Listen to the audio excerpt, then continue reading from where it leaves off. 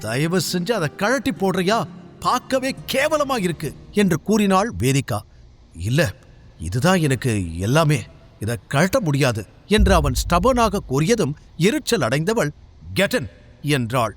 காருக்குள் நிறைந்திருந்த அவளின் காஸ்ட்லியான unique perfume வாசனையும் காகுல்ஸ் அணிந்தபடி அவள் கார் ஓட்டும் ஸ்டைலும் சர்வாவை ரசிக்க வைத்தது. அடுத்த 20 நிமிடங்களுக்கு இருவரும் ஒரு வார்த்தை கூட பேசிக்கொள்ளவில்லை. பார்ட்டி நடக்கும் இடத்திற்கு வந்து சேர்ந்ததும் காரை நிறுத்தியவள் அவனோடு ஒன்றாக உள்ளே சென்றாள். பார்ட்டி நடக்கும் விக்ரமனின் போட்ஸ் கிளப் வில்லா பிரம்மாண்டமாய் அலங்கரிக்கப்பட்டிருந்தது. அனைத்தையும் ஆச்சரியமாய் பார்த்தபடி உள்ளே நுழைந்தான் சர்வா.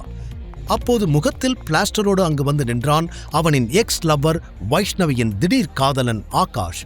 சர்வாவின் சட்டையை பிடித்தவன், உனக்கு இங்கென்னடா வேலை என்று மிரட்ட சர்வா அவனை முறைத்தான்.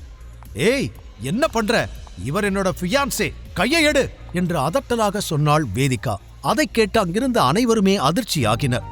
சர்வாவும் தன் புருவம் உயர்த்தி சின்ன ஆச்சரியத்துடன் வேதிகாவை பார்த்தான். வாட், உனக்கு என்ன பைத்தியம் பிடிச்சிருக்கா?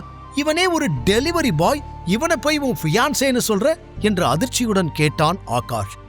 ஆனால் வேதிகாவோ அதற்கு பதில் சொல்லாமல் அங்கிருந்து நகர்ந்துவிட, இப்ப நான் யாருன்னு தெரிஞ்சிடுச்சுல.